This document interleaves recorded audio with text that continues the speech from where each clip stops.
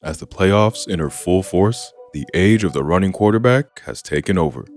Of the final 8 signal callers left in January, 6 are threats to attack you on the ground, a sentence that would seem foreign to anyone watching the league 20 years ago.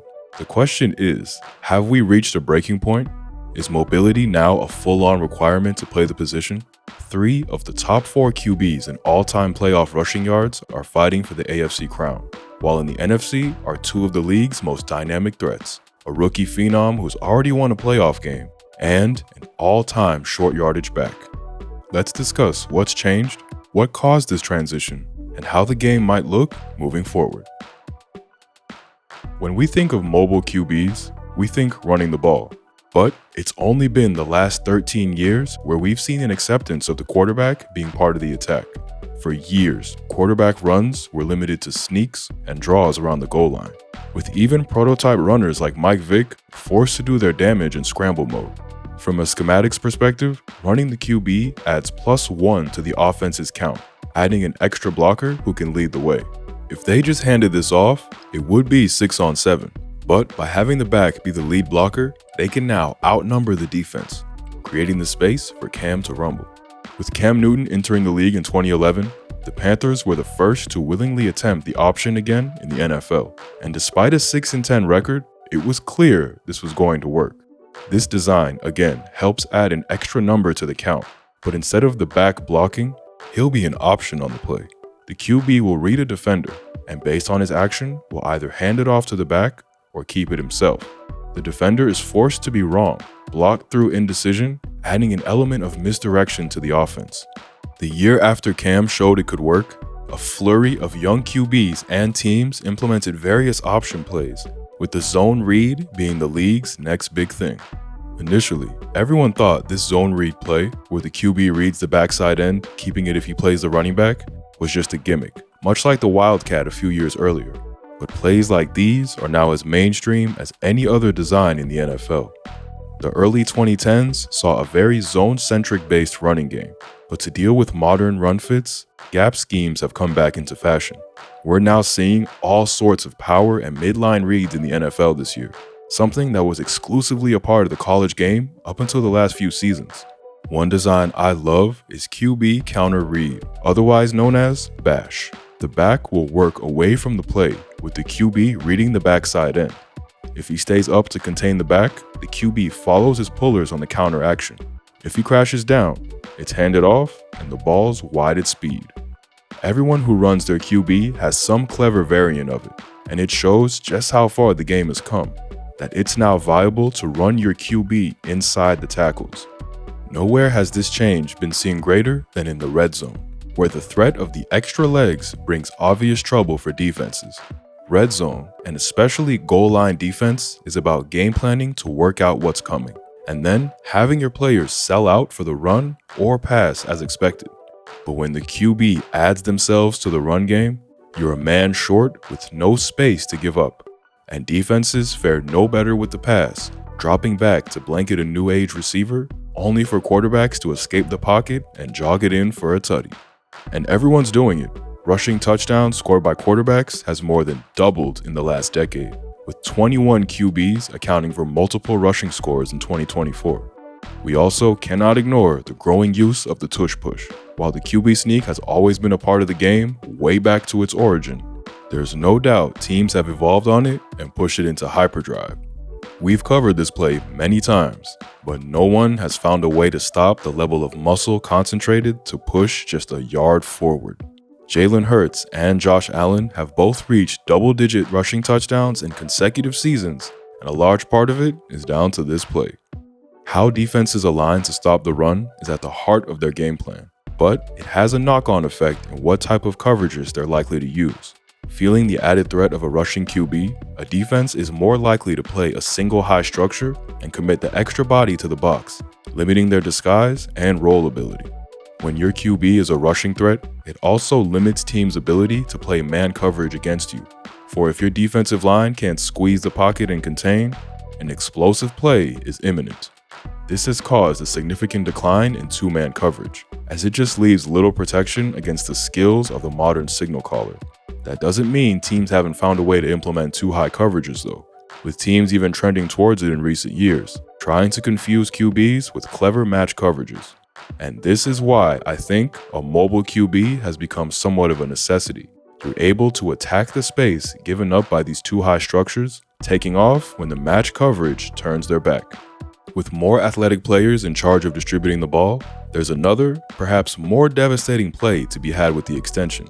No coverage works after 4 seconds, and DBs have done their job if they can make it to this mark. Or so we thought. As the modern man runs around in the backfield, improv, broken plays, and extension heroics have become commonplace. Quarterbacks have always been able to pull out miracle throws in the NFL. It's the highest level of the sport, but these improv extraordinaires are now doing it on a weekly basis, and often multiple times a game. When Josh Allen pulled out the win against the Lions, he made 5 throws on extension plays, breaking man coverages that most coaches would consider well played.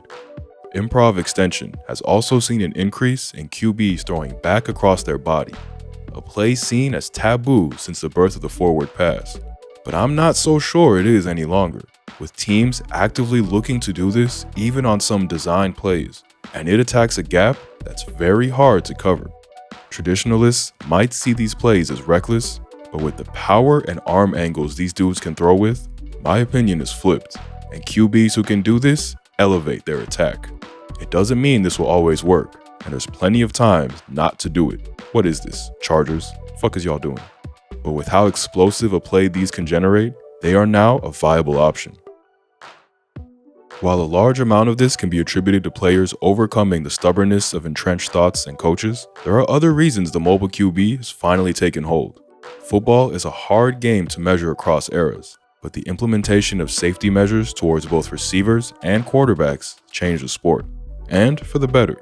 Doesn't mean the game's gotten soft. Trust me, this game is as brutal and taxing on the body as it's ever been.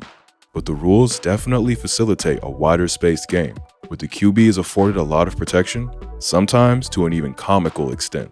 I mean, come on y'all, imagine this happening 20 years ago. Lamar keeps the read option, and running into 2 defenders, he gets held up, and the whistle blows for forward progress. This would have ended much worse for Jackson in previous generations.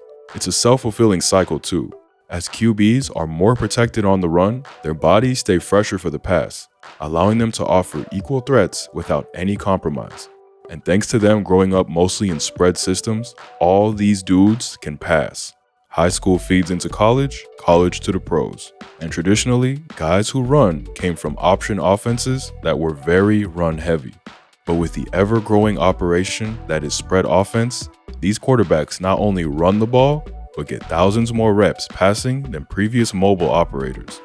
A big part of this has been the RPO or run-pass option, part of the college and high school game from as late back as the 90s, depending on whose origin story you believe. The play gives a quarterback 3 options: handing the ball off, throwing a quick pass, or running it himself.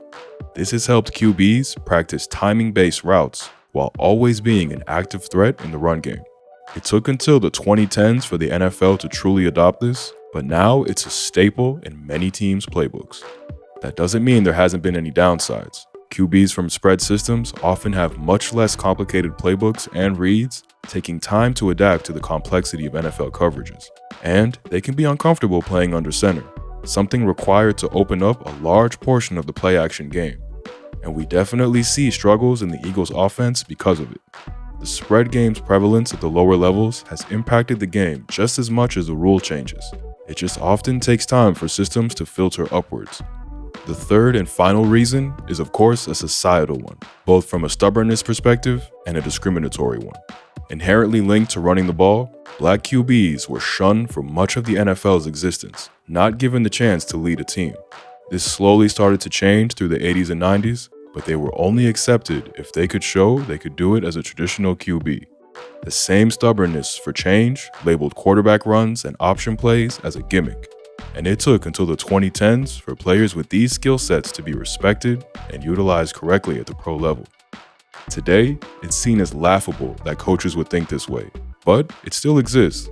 At the 2018 Combine, two-time NFL MVP Lamar Jackson was asked to work out as a wide receiver, with some scouts believing he would only translate if he changed positions.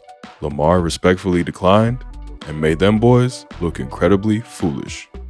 Combine a spread-based feeder system, rule changes to protect players, and a willingness to adapt, and you get to where the game is today. 13 quarterbacks rushed for over 300 yards in 2024, almost tripling the amount from 10 years ago. And this trend is only going to increase.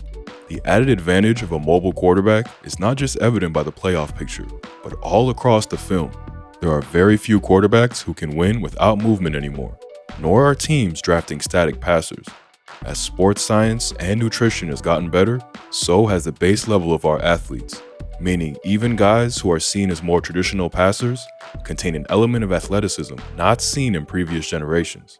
The game is always going to be about winning from the pocket. The pass is king, but with the openness of the modern game, you're a step behind if your QB isn't mobile.